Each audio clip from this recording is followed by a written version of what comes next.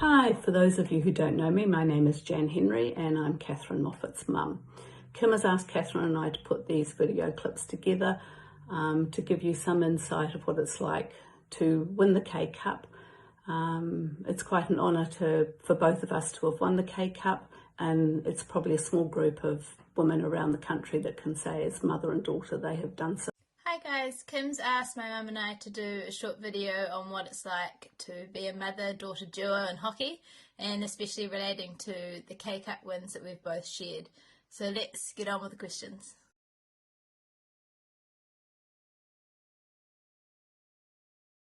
Proudest moments of Kathryn.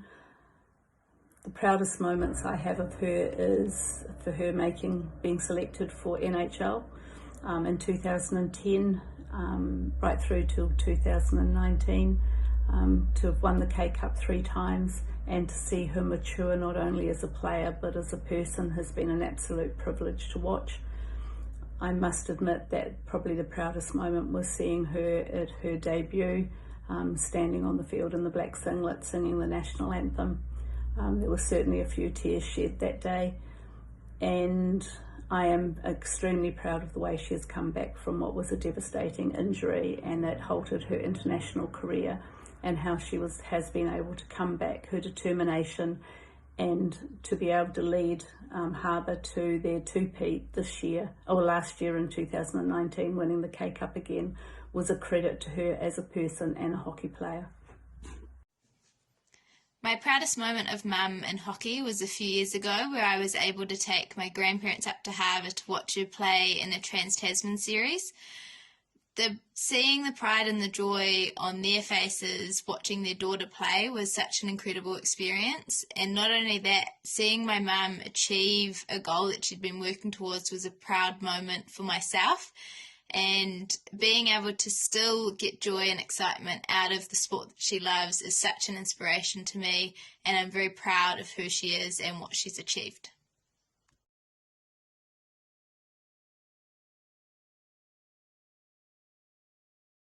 I thought I'd give you a little bit of history so you can see the rise that we had as an association. In 1973, the North Shore Women's Hockey Association broke away from Auckland, and we went to our inaugural tournament down in Hamilton. In those days, national tournament was always held in the second week of the school holidays in August. It was held in 4 divisions, each with 8 teams in each division, and we were placed in the 3rd team. You had promotion relegation, which gave you the opportunity to move up and sometimes down to different divisions. We did okay in 1973, and in 1974 we went to Timaru and won the Mills Cup, which promoted us up to the 2nd division for the Floyd Shield, which we won in 1976. This promoted us to the 1st division and to play for the K Cup. We came, I think, 5th or 6th again in 1977, and then in 1978 we played a really good tournament. We played Auckland in the semi-finals and beat them in a sudden death shootout, which was very nerve-wracking, but in the end very rewarding, especially as we were often seen as the poor cousins from over the bridge. We played Canterbury in the final at Porritt Park. The atmosphere was amazing, and I think from what people tell us, the game was really exciting as well. The end score was 1-1, and we shared the trophy between us. The thrill of winning was amazing. It was great camaraderie we had in the team, and we played well for each other, and it wasn't until we got home to Auckland Airport to be met by a load of North Shore Women Hockey Association supporters we realised the enormity of what we had actually done. I've been lucky enough to win the K Cup 3 times with Harbour. The first was in 2010, where it was my first year playing NHL, so it was a surreal moment to not only play in such a big tournament, but to come away with the victory was icing on the cake.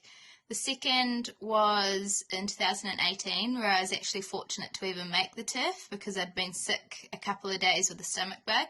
So when the final whistle went, it was pure relief, not only because I was exhausted, but also because we'd ended the drought of bringing the K-Cup home.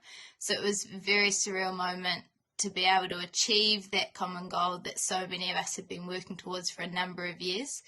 The third victory last year, when we went back to back, is probably one of my favourite moments ever playing hockey. When the final whistle went, it was just pure joy that we'd been able to create history for Harbour. And then when the boys were able to bring home the victory, that was just an incredible experience because we could do it together. So holding that K-Cup, you feel immense pride, but not only that, you look around with the girls that you've achieved that goal with and the management team and look back to all the hard work, the learnings and all the late nights, and it's definitely worth the sacrifice and the commitment to that common goal.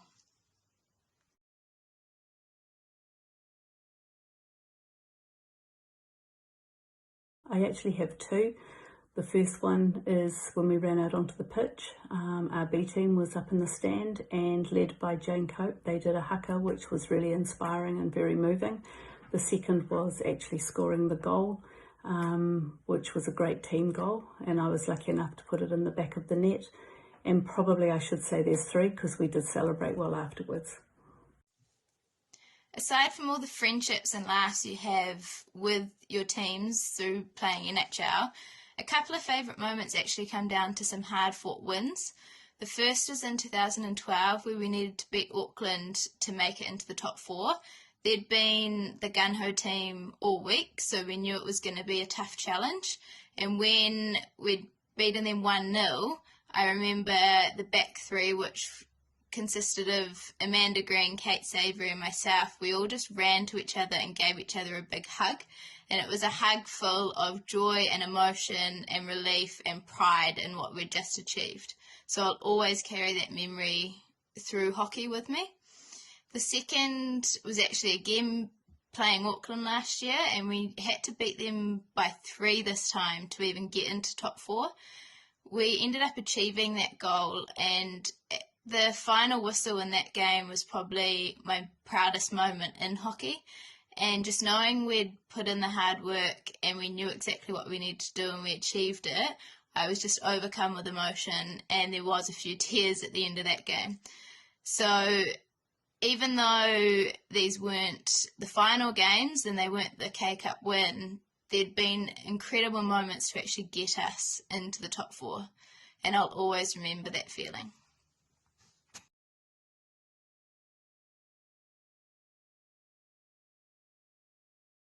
Obviously the turf has revolutionised the game, and with the continual changes to the rules, the game has become a great spectator sport. One thing that, if I look at National League, we did have, because we played on grass, we didn't have floodlights, therefore the games were finished by 4:30, 5 o'clock at night. We always had what was called kiddies hour, where you could go and meet with the team you had just played or other teams through the country that you had played over with the years, people that you had met the year before. You could have that catch up. It would be very social.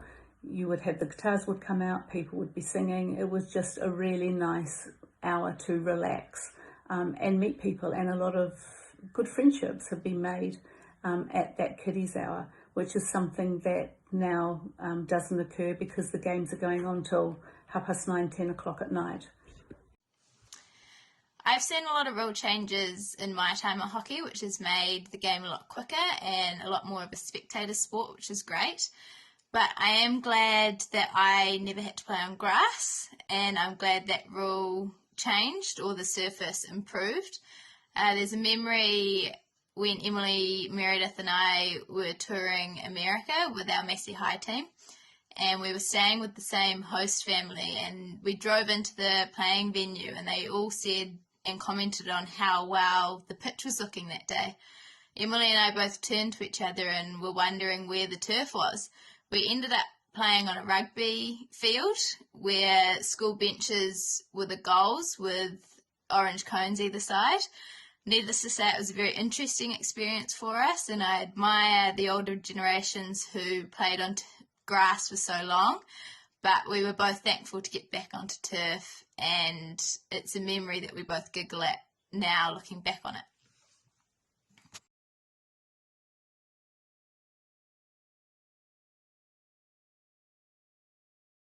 I stopped playing in 1993 due to an injury and took up golf. So Kathryn didn't grow up in a hockey environment.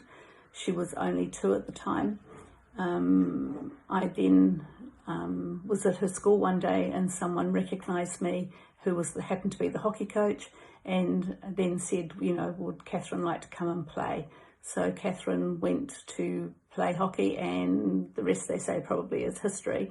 What it did is got me back up to Harbour, and my love of the game obviously was sparked, and I started playing again, and am very proud to say that Kathryn and I played in the Division 1 team together, and we won that year, which was really exciting. I then coached her in the reserve grade before she was promoted to the Prems, and then managed that team, and I've always been there to support her.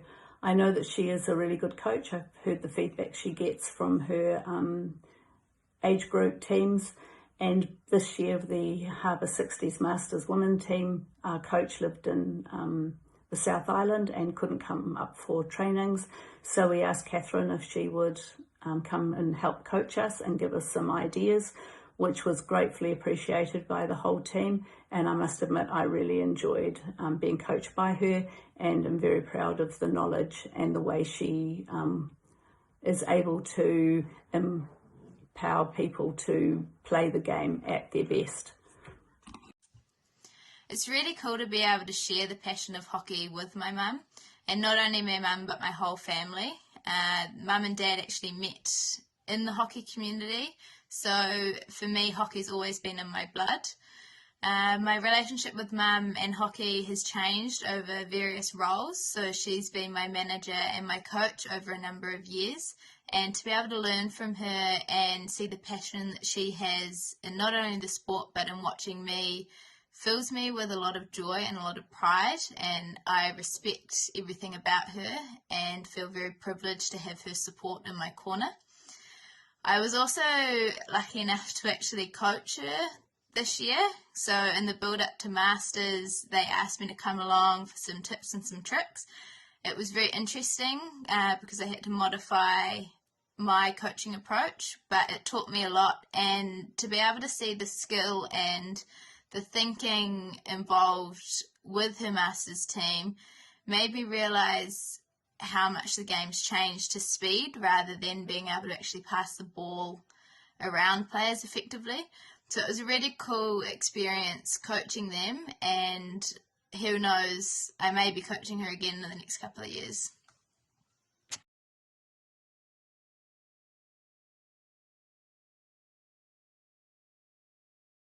As I said previously, we are probably in a small group of women who have actually done so as mother and daughter, and I must admit it is much easier playing than it is watching. Although I've only won once, it has been a thrill to watch Kathryn win 3 K-Cups, and hopefully in the future Harbour will continue their winning way. To be able to say that you have won the same national title and raised the same cup as your mum is such a special feeling for our family. I know that Mum was extremely proud of the Harbour Hawks and myself for bringing the K-Cup home, and knowing that she had achieved that same feat and been able to celebrate years prior to us just makes the win that much more special for myself. And being able to have a photo of us both holding the K-Cup after my victories is something we will always cherish.